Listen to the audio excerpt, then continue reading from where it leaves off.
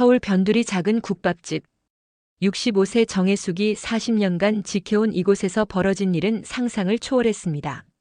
아들의 첫 사돈 상견례를 위해 사흘 밤낮을 우려낸 한우 육수와 정성스럽게 삶은 수육. 그런데 며느리 가족은 이 귀한 음식을 보며 역겹다, 냄새난다며 코를 막았습니다. 더 충격적인 것은 그 다음이었습니다. 혜숙의 친아들이 어머니의 40년 인생이 담긴 그 육수를 쓰레기통에 버리며 소리쳤습니다. 엄마, 제발 우리 창피하게 하지 마세요. 이런 촌스러운 걸 왜 가져와요? 하지만 이 이야기의 진짜 반전은 여기서부터 시작됩니다. 버림받은 그 할머니가 어떻게 아들을 무릎 꿇게 만들었는지 지금부터 들려드리겠습니다. 정혜숙의 인생은 투쟁의 연속이었습니다. 25살에 남편의 사업 실패로 빚더미에 앉았을 때 혜숙은 절망하지 않았습니다. 대신 서울 변두리 작은 골목에 국밥집 간판을 달았습니다. 아들아, 엄마가 반드시 너를 대학까지 보내줄게. 혜숙의 손은 늘 뜨거웠습니다. 새벽 4시부터 사고를 우려내고 밤 11시까지 마지막 손님을 받았습니다. 40년 동안 단 하루도 쉬지 않았습니다. 아들이 아플 때도 자신이 아플 때도 국밥집 불은 꺼지지 않았습니다. 여름철 쪄 죽는 주방에서도 겨울철 칼바람이 부는 새벽에도 혜숙은 묵묵히 일했습니다.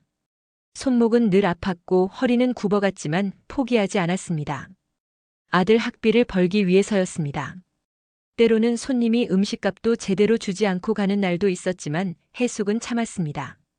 동네 사람들은 혜숙을 존경했습니다. 혜숙이네 국밥은 진짜 엄마 손맛이야. 저 양반 정말 대단해. 혼자서 아들을 서울대까지 보냈어. 하지만 혜숙은 항상 마음 한구석이 쓸쓸했습니다. 아들이 대학에 들어간 후부터는 친구들 앞에서 어머니 직업을 숨겼기 때문입니다. 엄마, 친구들한테 음식점 한다고 하지 말고 그냥 자영업이라고 해요. 아들의 이런 말에 혜숙은 가슴이 아팠지만 아들을 위해서라면 뭐든 참을 수 있었습니다. 그래도 아들이 좋은 대학에 들어가고 좋은 회사에 취직했을 때는 정말 자랑스러웠습니다. 아들이 직장 생활을 시작한 후부터 혜숙과의 거리는 더욱 멀어졌습니다. 명절에도 잠깐 얼굴만 비추고 가고 전화도 드물게 했습니다. 그런 아들이 연락을 한 것은 결혼 이야기 때문이었습니다. 엄마, 저 결혼하기로 했어요. 혜숙은 기뻤지만 동시에 불안했습니다. 어떤 분이니?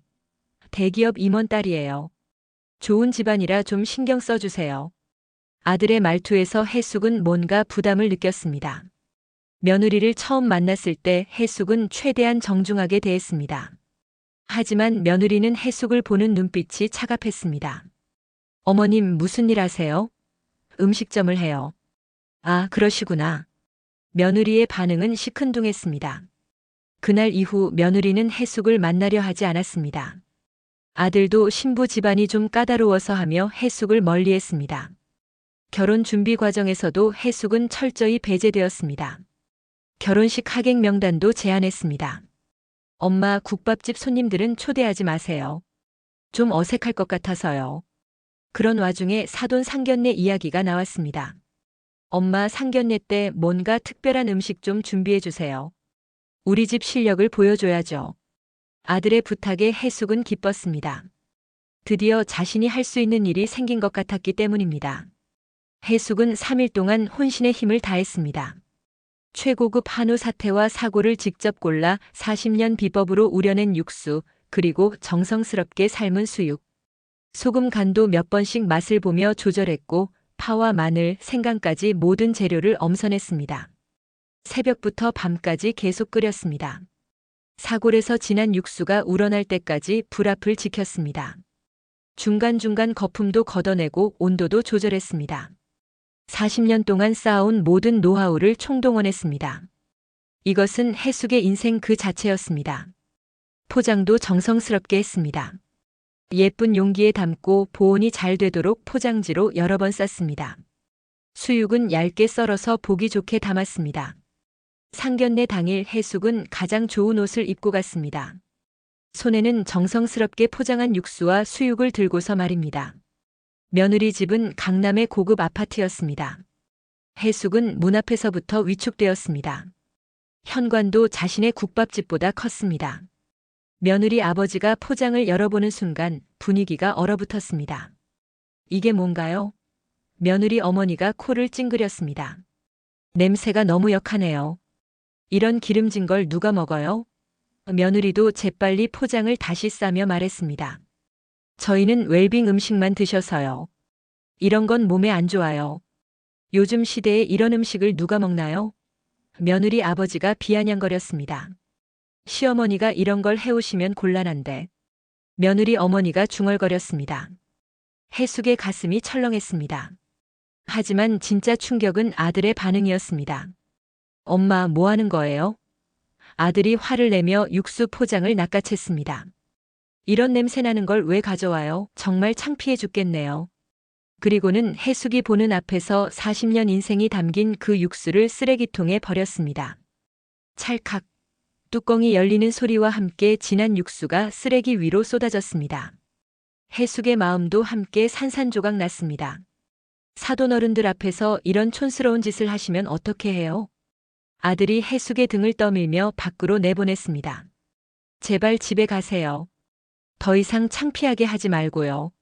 사돈들은 손사래를 치며 괜찮다고 했지만 그들의 표정은 역겨움으로 일그러져 있었습니다.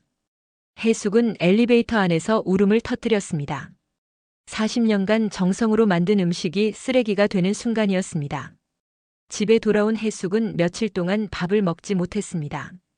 입맛도 없었고 무엇보다 요리를 할 의욕이 전혀 나지 않았습니다. 그날 이후 해숙은 완전히 달라졌습니다. 아들의 전화를 받지 않았고 찾아와도 만나주지 않았습니다. 국밥집도 문을 닫았습니다. 40년 동안 뭘 위해 살았나? 해숙은 매일 그 생각만 했습니다. 자존감은 바닥까지 떨어졌고 세상이 원망스러웠습니다. 아들이 몇 번 찾아와서 문을 두드렸지만 해숙은 나가지 않았습니다. 엄마, 죄송해요. 그때 너무 당황해서. 하지만 해숙에게는 사과도 변명도 들리지 않았습니다.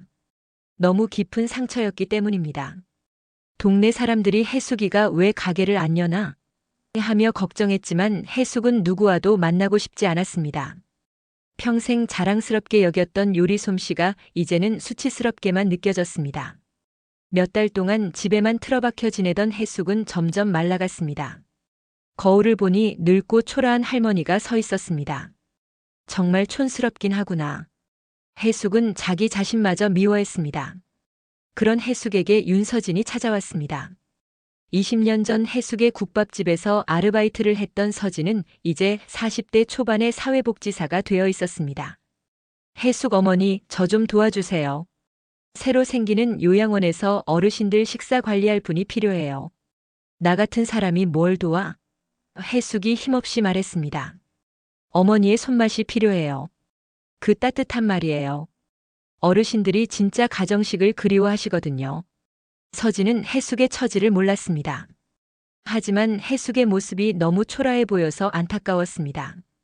제가 대학생 때 어머니 음식 먹고 얼마나 힘이 났는지 아세요? 지금도 그 맛을 잊을 수가 없어요.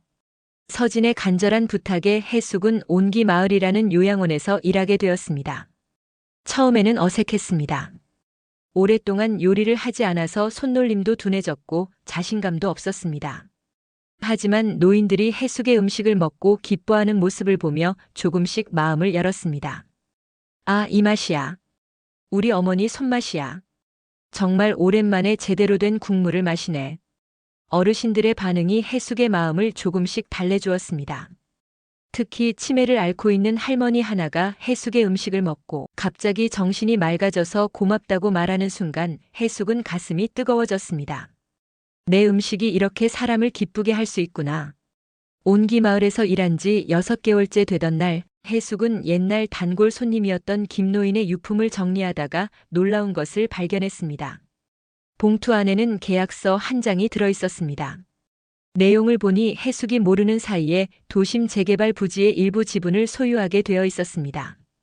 김노인이 전직 변호사였을 때 해숙의 친절에 보답하려고 몰래 해놓은 것이었습니다. 항상 맛있는 국밥 고마웠습니다. 이건 작은 보답입니다. 라고 적힌 쪽지도 함께 들어 있었습니다. 이게 정말일까? 서진이 확인해 보니 그 부지가 대규모 재개발 확정 구역이었습니다. 보상금만 수십억 원이 넘었습니다. 어머니 정말 대박이에요. 이제 뭐든지 할 수 있어요. 해숙은 믿을 수 없었습니다. 평생 국밥집에서 힘들게 살았는데 이제 와서 이런 일이 생기다니. 하지만 동시에 이상한 기분도 들었습니다. 아들이 자신을 버렸을 때는 이런 일이 없었는데 이제 와서 생기다니 말입니다. 해숙에게 진정한 변화가 온 것은 온기 마을에 입소한 전직 발레리나 할머니를 만나면서였습니다. 이 할머니는 젊은 시절 파리에서 활동했던 유명한 발레리나였는데 이제는 치매 초기 증상으로 요양원에 들어온 상태였습니다. 어느 날 해숙이 끓인 국물 냄새를 맡은 할머니가 갑자기 눈물을 흘렸습니다. 이 냄새, 고향 냄새네요. 사람 사는 냄새. 무슨 말씀이세요? 해숙이 물었습니다. 젊을 때 파리에서 발레를 배웠어요. 그때 너무 그리웠던 게 이런 냄새였어요. 어머니 손에서 나는 따뜻한 냄새. 당신 손에서 그 냄새가 나요. 할머니가 해숙의 손을 꼭 잡았습니다. 파리 사람들은 제 춤은 좋아했지만 제가 한국 사람이라는 것은 좋아하지 않았어요. 항상 동양인이라고 차별했죠. 그럴 때마다 고향 생각이 났어요. 특히 이런 따뜻한 국물 냄새가 그리웠어요. 할머니의 이야기를 들으며 해숙은 깨달았습니다. 자신이 평생 만들어 온 것이 단순한 음식이 아니라 사랑이었다는 것을, 그것이 얼마나 소중한 것인지를 말입니다. 내 음식이 정말 소중한 거구나. 해숙의 눈에도 눈물이 맺혔습니다. 어떤 고급 레스토랑 음식보다도 당신이 만든 국물이 더 값진 거예요. 왜냐하면 여기에는 사랑이 들어있거든요. 할머니의 말에 해숙은 가슴이 벅찼습니다. 해숙은 갑자기 생긴 재산으로 무엇을 할지 고민했습니다. 서진이 제안했습니다. 어머니, 온기 마을을 인수하시는 게 어때요? 이사장이 되셔서 더 많은 어르신들을 돌보시는 거죠. 해숙은 그 제안이 마음에 들었습니다. 돈을 번 것도 좋았지만 무엇보다 자신의 가치를 인정받은 것 같아서 기뻤습니다. 온기 마을의 최대 투자자가 되고 이사장 자리까지 맡게 되었습니다. 서진이 든든한 조력자가 되어주었고 해숙은 천천히 복수를 준비했습니다. 복수라고 해서 나쁜 일을 하려는 건 아니었습니다. 그저 자신을 무시했던 사람들에게 자신의 진짜 가치를 보여주고 싶었을 뿐입니다. 사람은 사람으로 갚아야 해요. 서진이 말했습니다. 어머니가 당한 모욕을 그대로 돌려주는 거예요. 그 아들이 어떤 기분인지 느끼게 해주세요. 해숙은 고개를 끄덕였습니다. 이제 더 이상 약한 국밥집 아줌마가 아니었습니다. 해숙은 온기 마을을 최고급 요양원으로 만들었습니다. 시설도 현대화하고 직원들도 늘렸습니다. 무엇보다 어르신들의 식사에 신경을 많이 썼습니다. 해숙이 직접 메뉴를 짜고 조리법을 가르쳤습니다. 소문이 나기 시작했습니다. 온기 마을 음식이 정말 맛있다더라. 거기 이사장이 요리를 정말 잘한다더라. 상류층 사람들도 부모님을 모시기 위해 온기 마을을 찾기 시작했습니다. 그러던 중 온기 마을에 특별한 부부가 입소했습니다.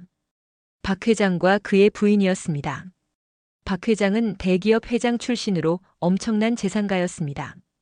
그들에게는 외동딸이 하나 있었는데 최근 이혼을 했다고 했습니다. 사위가 정말 한심한 놈이었어요. 박 회장 부인이 해숙에게 하소연했습니다. 우리 딸한테 무슨 짓을 했는지. 이혼 과정에서 재산도 다 날렸더라고요. 해숙은 별 관심 없이 들었습니다. 그런데 박 회장 부인이 계속 이야기하는 전 사위의 특징을 들어보니 뭔가 익숙했습니다. 서울대 나오고 대기업 다니고 어머니가 국밥집 한다고 창피해했다더라고요.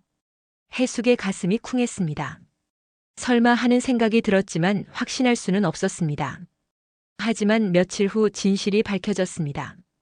1년 후 해숙 앞에 초라한 모습의 아들이 나타났습니다. 박 회장의 전 사위가 바로 해숙의 아들이었던 것입니다.